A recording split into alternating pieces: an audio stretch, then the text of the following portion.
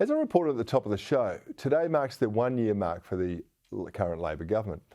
I said they haven't done too badly, even though their policy of avoiding fights and keeping their heads down, well, it means they haven't kicked that many goals either. A bit like Carlton today. They seem to have their eyes firmly on re-election, even before they do much to justify actually occupying the adult seats of government.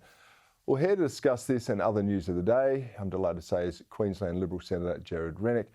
Senator, thanks for joining me. 1 year in, I don't see any substantive achievements for the benefit of the country. In fact, I reckon we're probably in a worse position than this time last year. Tell me what your constituents are telling you about how they feel. Good evening, Cory. Look, I think the Albanese government has done a terrible job in their first year of government, and not the least because of their hypocrisy. We've got a cost of living crisis, a rental crisis and a housing crisis, yet the Albanese government has ramped up immigration to over 400,000 people, with another 320,000 people coming next year. Now, while he's doing that, he's also introduced a safeguard mechanism, which is designed to get big companies to cut their emissions. That will result in jobs having to go offshore. He's also cut infrastructure spending.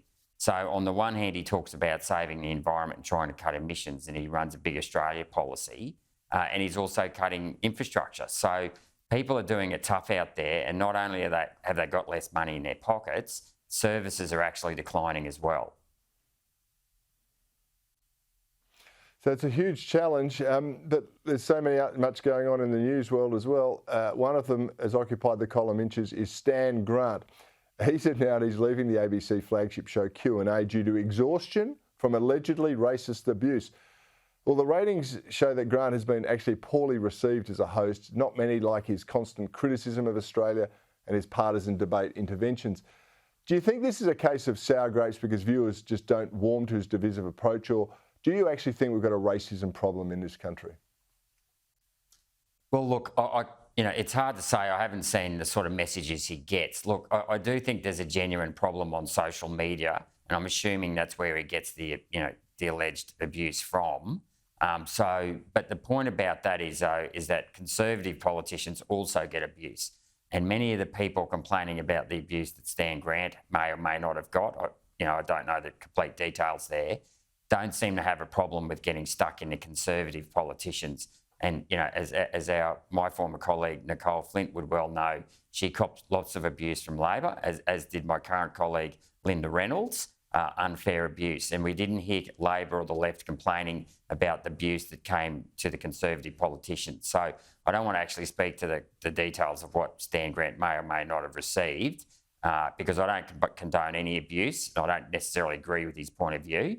I do think that he shouldn't consider himself a victim insofar as he's had a very successful media career.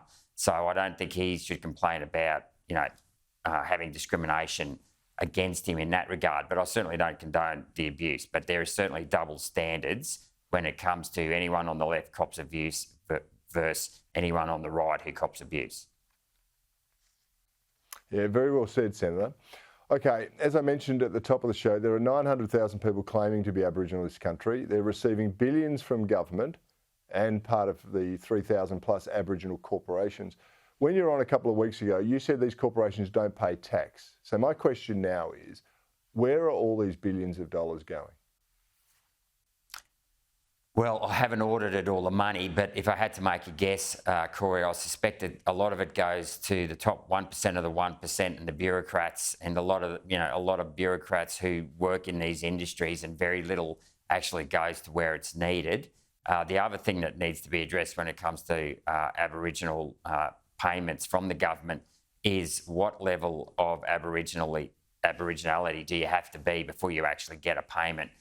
Because there has been a massive increase in the number of people who claim to be Aboriginals, and I find it very hard to believe that that's genuine on an actual DNA basis, just because it's now become like anything. You can identify as anything. A male can identify as a female, and someone who may only have a very small percentage of Aboriginal, no percentage of Aboriginal in them at all, can claim to be an Aboriginal. So I think we need to clean up a lot of the spending on the Aboriginal money that goes to these Aboriginal corporations, and there needs to be a lot more transparency. And I know that there was a motion a few weeks ago in the Senate from Jacinta Price, where she actually asked that these corporations get audited and their accounts become much more transparent so we can see where that money's going.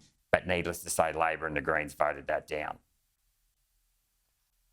Yeah, it says a lot about it. Transparency and accountability is what we need in every bit of government expenditure, whether it's flown to Aboriginal corporations or to individual Australians.